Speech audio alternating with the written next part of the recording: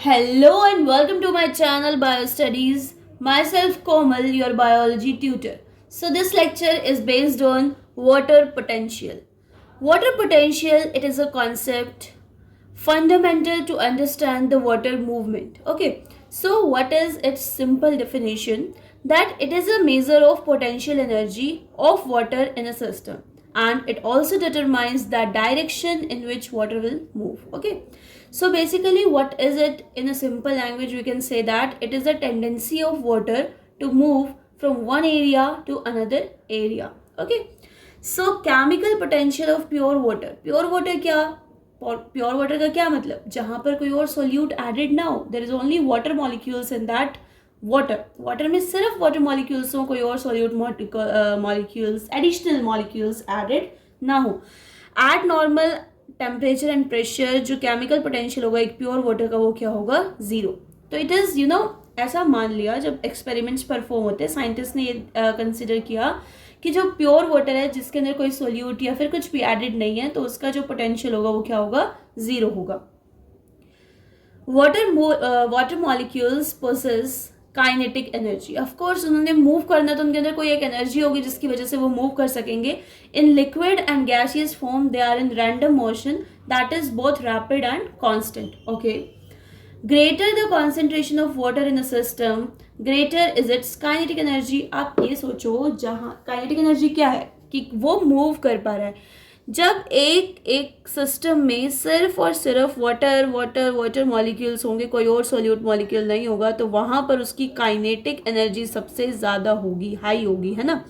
और उसी सिस्टम में अगर वाटर मॉलिक्यूल के साथ कोई और सॉल्यूट मॉलिक्यूल हमने ऐड कर दिया, तो उसकी जो काइनेटिक एनर्जी होगी वो लो हो जाएगी, यानी कि उसकी मूवमेंट थोड़ी कम हो जाएगी. ये बात समझ आई? Okay, so greater the concentration of water in a system greater is its kinetic energy. देखो, कभी भी हम कोई कंसेप्ट समझते हैं तो पहले हम उसको बिल्डअप करना होता है, उसके बेसिक्स को अपने माइंड में. हम इसके न्यूमेरिकल्स भी सॉल्व करेंगे, बट उससे पहले आपको हर एक डेफिनेशन को, हर एक पॉइंट को समझने की ज़रूरत है. हम ये सब क्यों पढ़ रहे हैं, इसकी डेफिनेशन क्यों पढ़ी? हम बिल्कुल लास्ट तक भी हम स्टार्टिंग में आ सकते थे, पर उससे हमें कुछ समझ नहीं आता. तभी हमने सबसे पहले इसकी डेफिनेशन पढ़ना है, उसके पीछे का पूरा लॉजिक समझना है, तभी हमें समझ आएगा कि कैसे इसके न्यूमेरिकल सॉल्व होते हैं. सो हमने क्या देखा इतने पॉइंट से कि जो प्योर वाटर होगा जिसमें कोई सोल्यूट्स नहीं है, no reduction in free energy. तो जो एनर्जी होगी उन वाटर मॉलिक्यूल्स की बहुत ज़्यादा होगी, फ्री एनर्जी होगी उनके अंदर. लेकिन जैसे ही कोई सोल्यूट मॉलिक्यूल्स आ जाएंगे तो उनकी फ्री एनर्जी क्या हो जाएगी? थोड़ी सी रिड्यूस हो जाएगी, of course. So pure water has maximum free moving water molecules. ये बात आपको याद रखनी है, ये बात आप याद रखो. प्योर है, कोई चीज़ प्योर होती है, उसके अंदर कोई भी मिलावट नहीं है, तो उसकी जो एनर्जी है वो मैक्सिमम है. So no solutes, highest potential energy for movement. Okay, water potential is represented by psi. ये सिंबल होता है साई डब्ल्यू से हम वाटर पोटेंशियल को डिनोट करते हैं. तो अब थोड़ा सा न्यूमेरिकली हम स्टार्ट हो रहे हैं.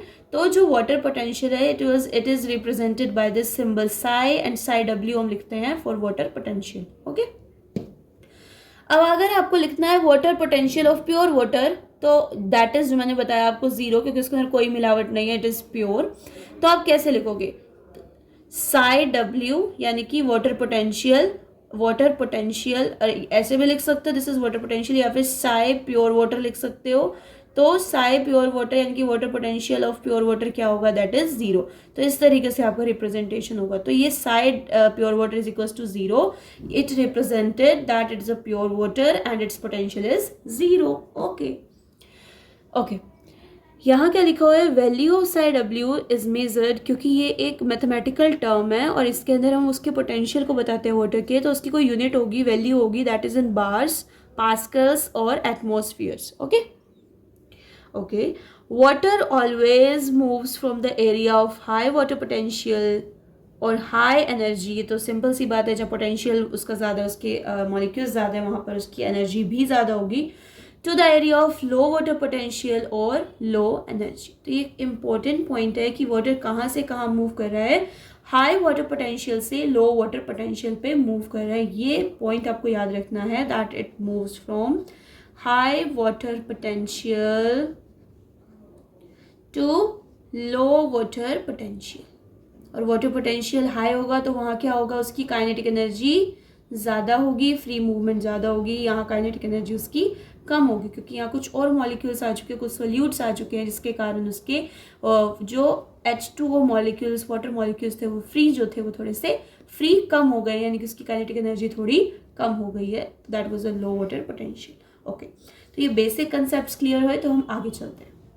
ओके, सो जैसे मैंने बताया आपको, साई डब्ल्यू यानी कि water potential of pure water is 0. आप ये सोचो कि वाटर पोटेंशियल प्योर वाटर का अगर 0 है, यानी कि दैट वाज मैक्सिमम ना, वो मैक्सिमम है, 0 इज मैक्सिमम. अगर आप सोल्यूट ऐड करोगे तो ऑफ कोर्स उसका वाटर पोटेंशियल कम होगा ना, तो यानी कि उसका वाटर पोटेंशियल कहाँ चला जाएगा, 0 से नेगेटिव की तरफ. तो जो इम्प्योर वाटर यानी कि जिसके अंदर हमने सोल्यूट ऐड कर दिया, उसका वाटर पोटेंशियल हमेशा 0 से कम होगा. ये बात आपने याद रखनी है, याद रख लो, लिख लिख कर लर्न कर लो कि जो प्योर वाटर है उसका वाटर पोटेंशियल 0 है, और ये मैक्सिमम वाटर पोटेंशियल है, मैक्सिमम वाटर पोटेंशियल है 0. अगर आप सोल्यूट ऐड कर रहे हो, इम्प्योर वाटर है आपके पास, तो उसका वाटर पोटेंशियल क्या होगा, ऑफकोर्स वो 0 से कम होगा. 0 से कम यानी कि उसकी वैल्यू नेगेटिव होगी.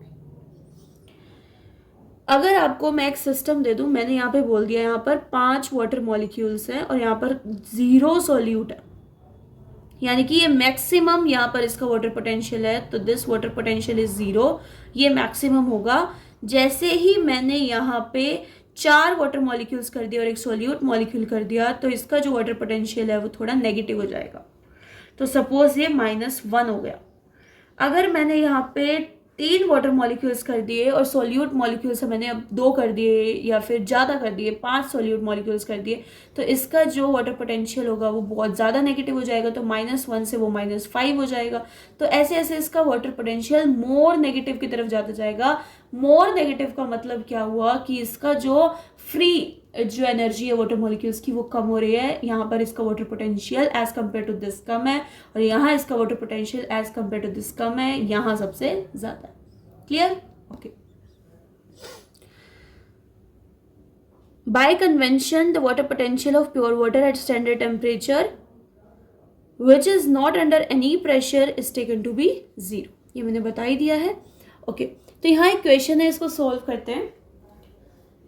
ये एक बीकर ले लो, या फिर एक कंपार्टमेंट ले लो, एक एरिया ले लो जहाँ पर प्योर वाटर प्रेजेंट है, और यहाँ एक सॉल्टी वाटर है. ऑफ कोर्स यहाँ पर कुछ सॉल्यूट के मॉलिक्यूल्स हैं, सॉल्ट के, सोडियम क्लोराइड के कुछ मॉलिक्यूल्स प्रेजेंट है इस वाले कंपार्टमेंट में. यहाँ पर प्योर वाटर. बताइए कि यहाँ पर मूवमेंट ऑफ वाटर कहाँ से कहाँ होगा. मैंने स्टार्टिंग में ही बताया है लेक्चर के कि वाटर कहाँ से कहाँ मूव करेगा, हायर वाटर पोटेंशियल से लोअर वाटर पोटेंशियल. तो पहले आप ये समझिए और आप अपने मन में ये बात सॉल्व करें कि वाटर पोटेंशियल कहाँ पर ज़्यादा होगा. बताइए, प्योर वाटर में वाटर पोटेंशियल ज़्यादा होगा या सॉल्ट वाटर में. मैंने इतनी देर से यही बात बता रही हूँ. तो प्योर वाटर में पोटेंशियल ज़्यादा होगा, तो यहाँ हम लिख सकते हैं कि वाटर पोटेंशियल यहाँ पर ज़्यादा होगा, यहाँ वाटर पोटेंशियल जो होगा वही कम होगा. मूवमेंट कहाँ से होती है, हायर वाटर पोटेंशियल से लोअर वाटर पोटेंशियल. तो यहाँ से यहाँ ए से बी मूवमेंट होगी. तो मूवमेंट ऑफ वाटर कहाँ से कहाँ होगी, A to B. Okay, higher water potential to lower water potential.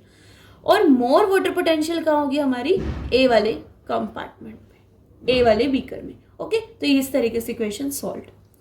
Situation 2 हमने ली है, ये सिचुएशन 1 के अकॉर्डिंग ये सॉल्यूशन हुआ है. सिचुएशन 2 अगर हम देखें तो इस तरफ, इस एरिया में ए वाली तरफ, यहाँ अगर आप वाटर पोटेंशियल देखें तो ये थोड़ा मैथमेटिकल बिल्कुल एक एक्यूरेट में है कि -1000 किलो पास्कल्स यहाँ पर वाटर पोटेंशियल है, और यहाँ पर -2000 किलो पास्कल है.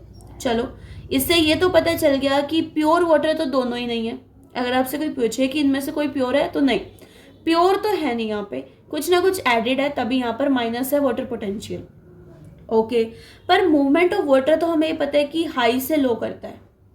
तो हमें देखना होगा कि वाटर पोटेंशियल हाई कहाँ होगा, जहाँ पर माइनस यानी कि जो नेगेटिव है वो कम होगा.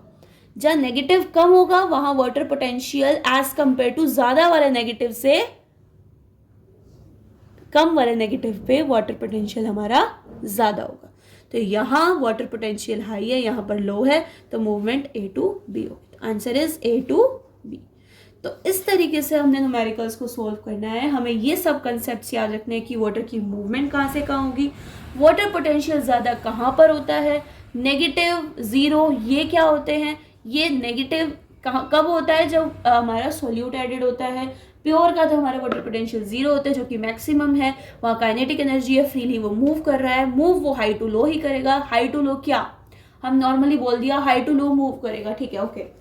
किसी ने सोच लिया कि सोल्यूट के जहाँ पर हाई है, नो, जहाँ वाटर पोटेंशियल ज़्यादा है टू कम वाटर पोटेंशियल की तरफ उसका मूवमेंट होगा। एक और बात यहाँ लिखी है कि movement of a substance from a area of higher free energy, जो हम पढ़ रहे हैं higher potential to lower, that is of course diffusion. हमने डिफ्यूजन स्टार्टिंग लेक्चर्स में पढ़ा होगा, फर्स्ट लेक्चर में, कि सिंपल डिफ्यूजन में क्या होता है, हायर टू लोअर मूवमेंट। और यहाँ पर भी तो यही हो रहा है ना, हायर वाटर पोटेंशियल से लोअर वाटर पोटेंशियल मूवमेंट हो रहा है। तो yes, it's a diffusion thing, यहाँ पर भी डिफ्यूजन ही हो रही है। तो अब कोई भी न्यूमेरिकल इस कंसेप्ट से रिलेटेड आता है तो इट विल बी ईजी और very easy for you to solve, right.